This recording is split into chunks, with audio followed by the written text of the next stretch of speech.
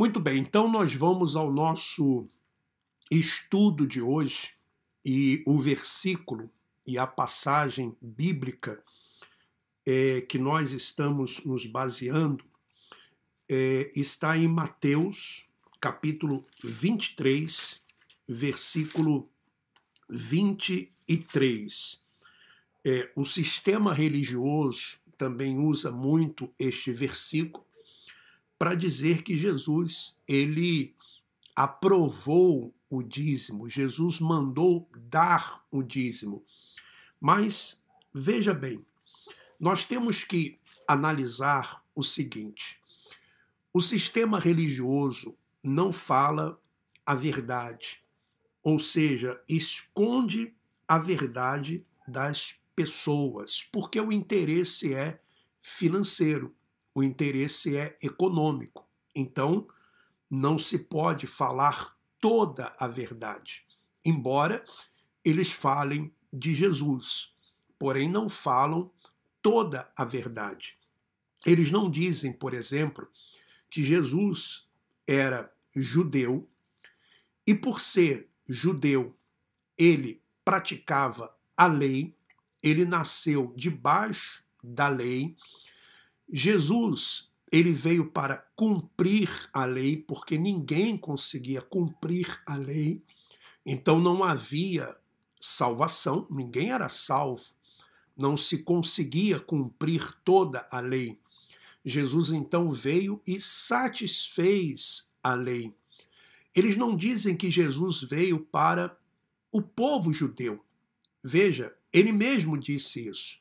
Eu não fui enviado senão as ovelhas perdidas da casa de Israel. É claro que lá na cruz do Calvário, ele derrubou a parede da inimizade que havia entre judeus e gentios e fez um povo só. E para os gentios, então, Cristo ressuscitado revelou a graça para o apóstolo Paulo, e o apóstolo Paulo, então, levou o evangelho da graça aos gentios. E aqui, em Mateus 23, onde o sistema religioso diz que Jesus mandou dar o dízimo, é importante nós notarmos que todo o capítulo 23, podemos dizer todo o capítulo 23, principalmente até o versículo 36, Jesus está se dirigindo aos escribas e fariseus. Jesus não está se dirigindo à igreja. Jesus não está se dirigindo a gentios. Ele está se dirigindo aos escribas e fariseus, que eram judeus e que eram da tribo de Levi, haviam saído da tribo de Levi. Então, Jesus faz aqui várias censuras, advertências contra fariseus e escribas. E no versículo 23, do capítulo 23, Jesus vai dizer: ai de vós. Vós quem? Ai de vós, escribas e fariseus. Aí eu pergunto para você, o texto aqui, Jesus está se dirigindo a quem? A você? A mim?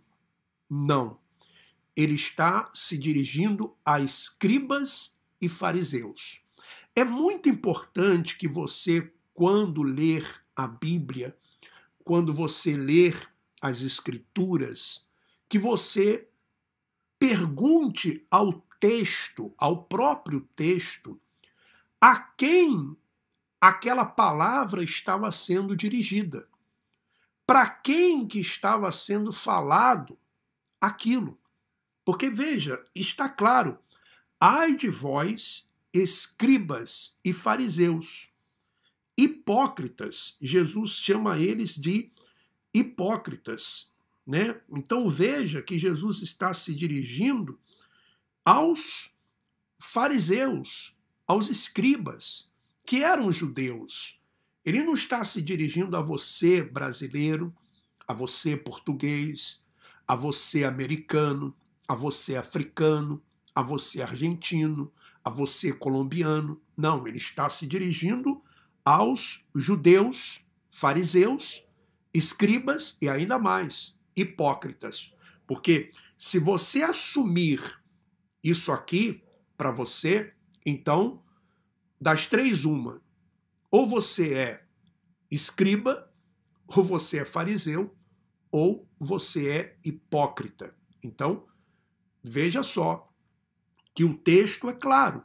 Ai de vós, escribas e fariseus, que dais, porque dais o dízimo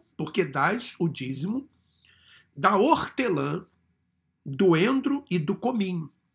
Então, veja, do fruto da terra, do endro, do cominho e da hortelã. Não fala aqui do salário, não fala aqui de dinheiro. E diz mais: e tendes negligenciado os preceitos mais importantes da lei. Ou seja, Jesus mostra que o dízimo era da lei, mas haviam preceitos mais importantes. E quais eram os preceitos mais importantes? A misericórdia, mais importante, a fé, né? E a justiça. Ou seja, os preceitos mais importantes do que? Do que o dízimo, a justiça, a misericórdia e a fé. Deveis, porém, fazer estas coisas sem omitir aquelas. É claro, porque o templo ainda estava de pé, Jesus estava falando com fariseus, estava falando de endro, de hortelã e de cominho, nunca de dinheiro. Então estava falando com judeus. Até porque, meu irmão e minha irmã, veja bem, é importante agora nós analisarmos aqui outros versículos. Por exemplo, Jesus, ele não dava o dízimo. Jesus não dava o dízimo. Por que Jesus não dava dízimo? Porque o dízimo era pedido somente dos grãos, daquilo que a terra produzia, e de animais, né? Dos animais, do gado. Outras profissões não davam o dízimo, tá? Não davam dízimo. Davam ofertas, faziam ofertas. Então, Jesus, ele não dava dízimo. Por quê? Porque a família de Jesus José era carpinteiro, e acredita-se que Jesus também era um carpinteiro. Então, eles não tinham o fruto da terra, eles não tinham animais, né? Eles não trabalhavam com animais, eles não eram pastores de animais, eles não eram agricultores, então eles não davam dízimo. Jesus não dava dízimo, meu irmão e minha irmã. E tampouco Jesus recebia dízimo. Por que Jesus não recebia dízimo? Porque o dízimo, somente os filhos de Levi, eles podiam receber. Eu vou mostrar para você alguns versículos aqui bíblicos que mostram que somente os filhos de Levi, eles podiam receber o dízimo. Eu vou começar com Números capítulo 18. Números capítulo 18. Vamos lá, para você ver. Números 18, versículo 21 em diante. Olha só. Aos filhos de Levi, quer dizer, da tribo de Levi, dei todos os dízimos em Israel por herança, pelo serviço que prestam, né? Serviço da tenda da congregação. Então, somente os filhos de Levi recebiam o dízimo. E lá em Hebreus, confirma isso. Hebreus capítulo 7, Hebreus capítulo 7, versículo 5, que diz claramente que, de acordo com a lei, somente os filhos de Levi, eles podiam receber dízimos. Hebreus capítulo 7, versículo 5. Ora, os que dentre os filhos de Levi recebem o sacerdócio tem mandamento de recolher de acordo com a lei os dízimos do povo, ou seja, dos seus irmãos, embora tenham estes descendidos de Abraão. Então, Jesus não era da tribo de Levi. Jesus nem podia ser sacerdote, humanamente falando. Jesus não podia ser sacerdote e nem sumo sacerdote. Ele é sumo sacerdote espiritualmente. Veja o que diz Hebreus capítulo 8, versículo 4. Hebreus capítulo 8, versículo 4. Falando a respeito de Jesus. Ora, se ele, Jesus, estivesse na terra, nem mesmo sacerdote seria, visto existirem aqueles que oferecem os dons segundo a lei, os quais ministram em figura e sombra das coisas celestes, assim como foi Moisés divinamente instruído quando estava para construir o tabernáculo, pois, diz ele, vê que faço todas as coisas de acordo com o modelo que te foi, vês que faças todas as coisas de acordo com o modelo que te foi mostrado no monte. Agora, com efeito, obteve Jesus ministério tanto mais excelente quanto é ele também mediador de superior aliança.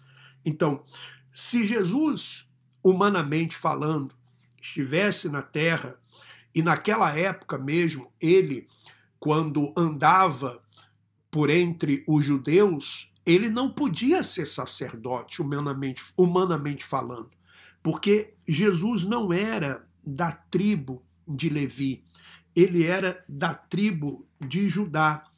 E a tribo de Judá, ninguém podia ser sacerdote, porque isso era algo exclusivo para os levitas. Ora, podemos também ler, por exemplo, que Jesus, ele vem da tribo de Judá. Por isso Jesus é chamado de filho de Davi. Jesus, filho de Davi. Por quê? Porque ele vem da tribo de Judá e Davi era da tribo de Judá. Nós podemos ver isso, por exemplo, Jesus, né, em Apocalipse, capítulo 5.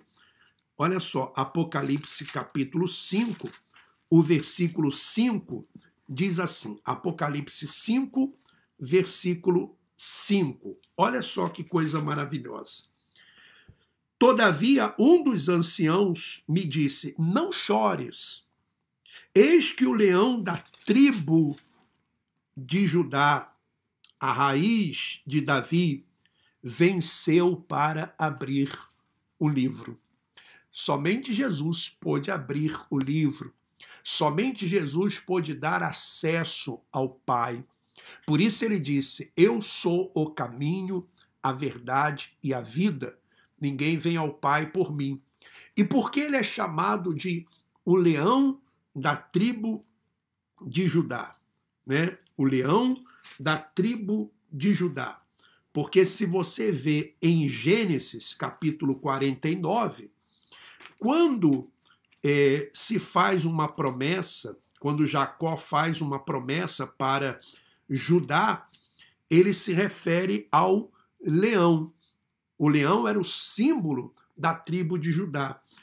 Gênesis capítulo 49, quando Jacó abençoa, né, a Judá, então ele diz assim, versículo 8 ao 12, né, ele dá bênção aos seus filhos, e do versículo 8 ao versículo 12, ele fala de Judá. Judá tem irmãos, aliás, Judá, teus irmãos te louvarão, a tua mão estará sobre a cerviz de teus inimigos, os filhos de teu pai se inclinarão a ti. Judá é leãozinho, da presa subiste, filho meu, encurva-se e deita-se como leão e como leoa. Quem o despertará? O cetro não se arredará de Judá, nem o bastão de entre os seus pés, até que venha Siló, e a ele obedecerão os povos. Ele amarrará o seu jumentinho à vide, e o filho da sua jumenta, e a videira mais excelente. Lavará as suas vestes no vinho e a sua capa em sangue de uvas. Então veja que fala de Judá, né? Que aí por aí vem o símbolo de Judá, que é o leão, e Jesus então é chamado do leão da tribo de Judá. E também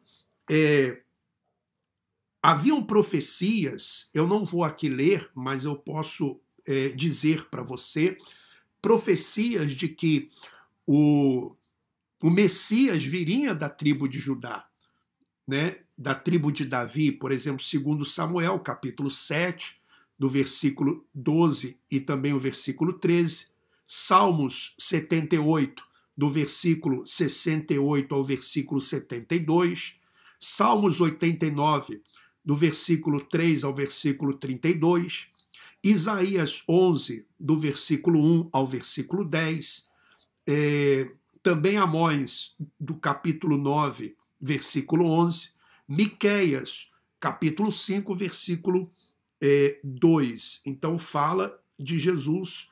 E também Lucas, ele fala que o trono, o reino, nunca teria fim, ou seja, o trono de Cristo, né? Lucas capítulo 2, vamos ler Lucas capítulo 2, versículo Lucas capítulo 2, versículo 32 e 33.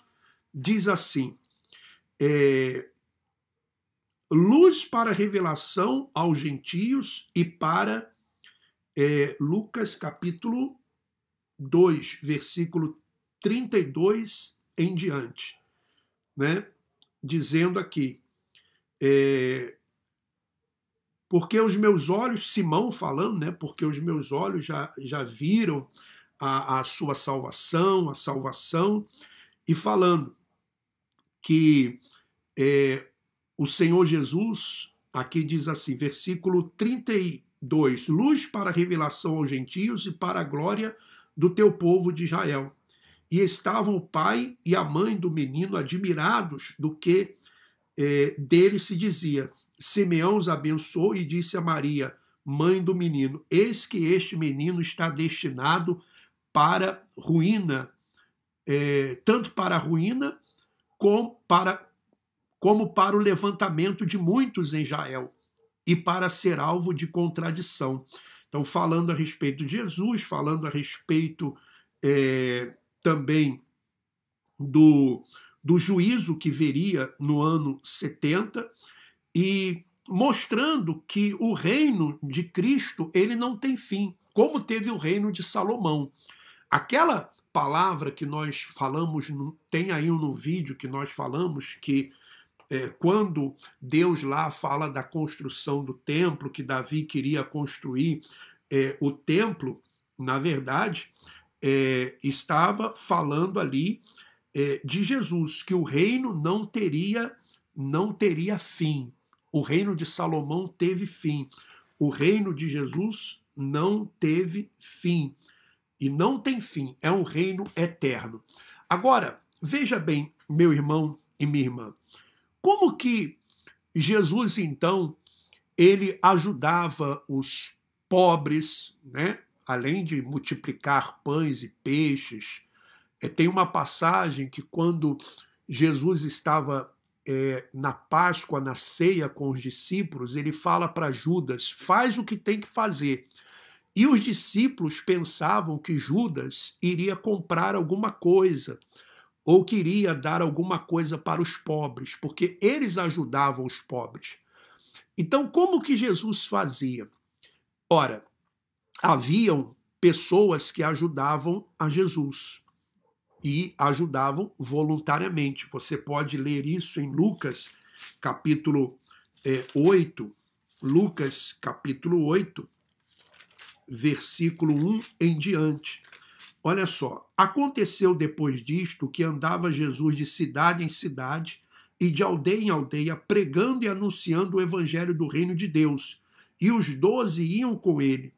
E também algumas mulheres que haviam sido curadas de espíritos malignos de enfermidade, Maria chamada Madalena, da qual saíram 7 demônios, 7 espíritos, e Joana, mulher de Cusa, procurador de Herodes, Susana e muitas outras, as quais lhe prestavam assistência com seus bens. Então, essas mulheres, elas prestavam assistência a Jesus com os seus bens. Não era dízimo, eram ofertas voluntárias. Então, ofertas voluntárias você pode fazer. Ofertas voluntárias não existe nenhum problema de você fazer. Agora, o que não pode é o sistema religioso enganar as pessoas dizendo, olha, não, você tem que dar o dízimo, porque se você não der, você está roubando a Deus. Aliás, a passagem que eu estava falando de Lucas é Lucas capítulo 1. Lucas capítulo 1, versículo 32 e 33. Em vez de ser o Lucas 2, por isso que eu estava achando estranho, mas é Lucas 1, versículo 32 e 33, que diz assim: E este será grande, será chamado Filho do Altíssimo, Deus, o Senhor, lhe dará o trono de Davi, seu pai, e ele reinará para sempre sobre a casa de Jacó, e o seu reinado não terá fim. Então, quando fala lá, naquela passagem de 2 Samuel, capítulo 7, Deus falando que do descendente de Davi viria, ele sim edificaria a casa, estava falando de Jesus, e não era a casa de pedras, mas a casa espiritual, que passou a ser o corpo, o corpo do ser humano, o templo do Espírito Santo. Então, veja, fique bem claro isso para você, meu irmão e minha irmã.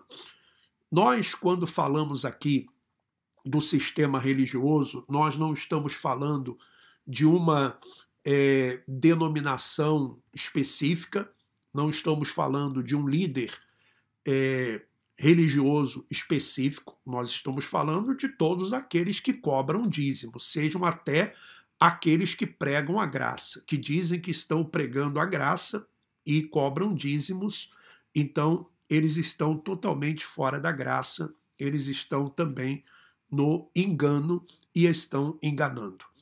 E deixar bem claro também que nós não somos contra as pessoas se reunirem.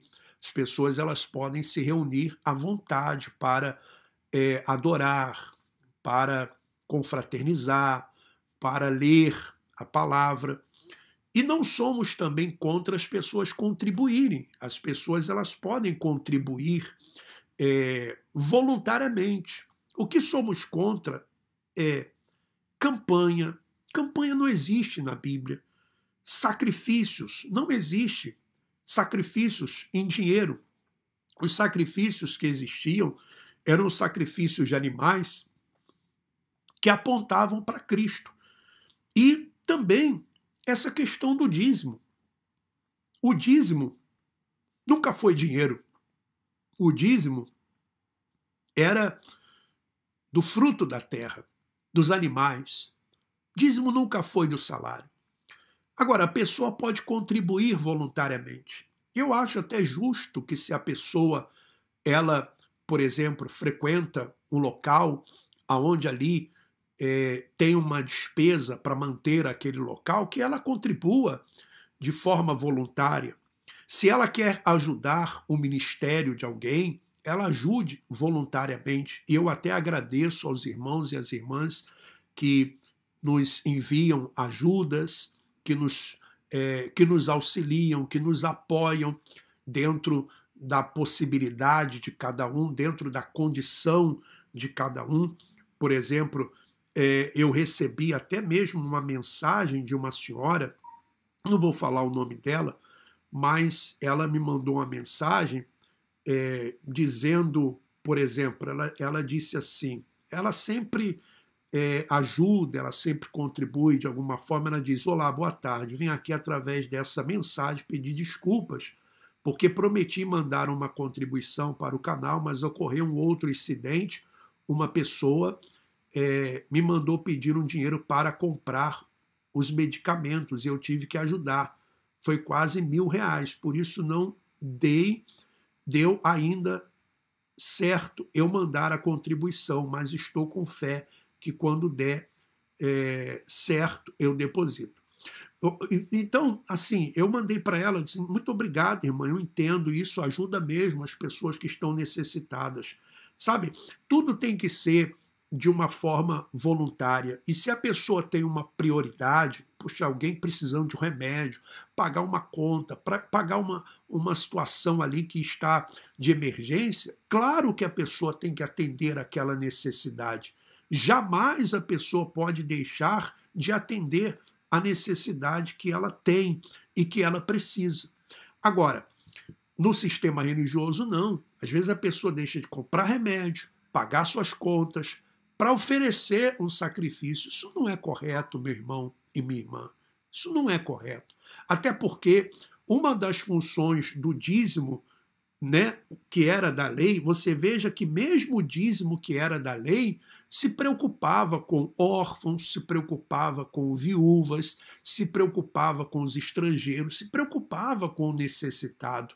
E hoje, o que se vê no sistema religioso? Não se vê uma preocupação com as pessoas que estão necessitadas. Então, isso não é justo. Então, é importante que a pessoa ela entenda isso, ela faça isso, né, uma contribuição de livre e espontânea vontade. O Evangelho da Graça de Cristo nos ensina a amar ao próximo e ajudar ao outro sem desejar nada em troca. É um ato de compaixão, generosidade, empatia, humildade e, principalmente, amor ao próximo. É se importar com a vida do outro. Se deseja ajudar o nosso trabalho missionário voluntariamente, nos envie uma mensagem através do WhatsApp, sinal de mais 351 934 354 376. Sinal de mais 351 934 354 376. Ou então anote uma das nossas contas. Desde já, muito obrigado e que Deus continue lhe abençoando.